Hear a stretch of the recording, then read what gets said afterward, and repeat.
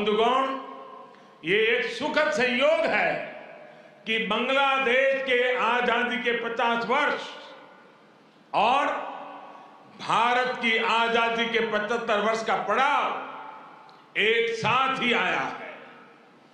हम दोनों ही देशों के लिए 21वीं सदी में अगले 25 वर्षों की यात्रा बहुत ही महत्वपूर्ण है।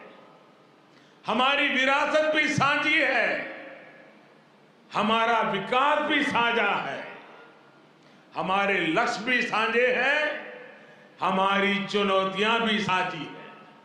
हमें याद रखना है कि व्यापार और उद्योग में जहां हमारे लिए एक जैसी संभावनाएं हैं, तो आतंकवाद जैसे समान खतरे भी हैं।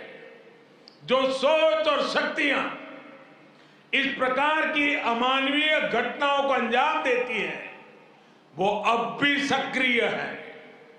हमें उनसे सावधान भी रहना चाहिए और उनसे मुकाबला करने के लिए संगठित भी रहना होगा।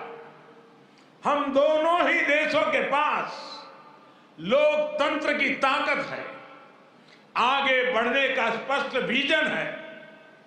भारत और बांग्लादेश एक साथ मिलकर आगे बढ़े, इस पूरे क्षेत्र के विकास के लिए उतना ही जरूरी है।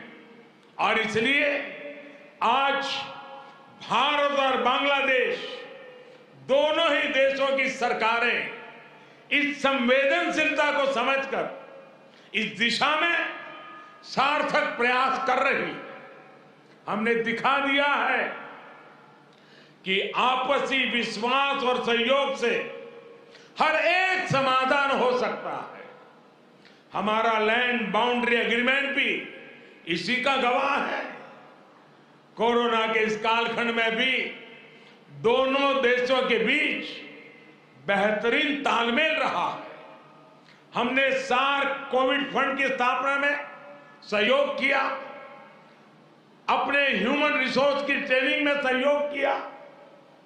भारत को इस बात की बहुत खुशी है कि made in India vaccines Bangladesh के हमारे बहनों और भाइयों के काम आ रही है। मुझे याद है वो तस्वीरें जब इस साल 26 जनवरी को भारत के गणतंत्र दिवस पर बांग्लादेश आर्म फोर्सेस के ट्राई सर्विस कंटिजेंट ने शोनो एक्टिर मुजिबोर थे के इस धुन पर दिल्ली में परेड की थी।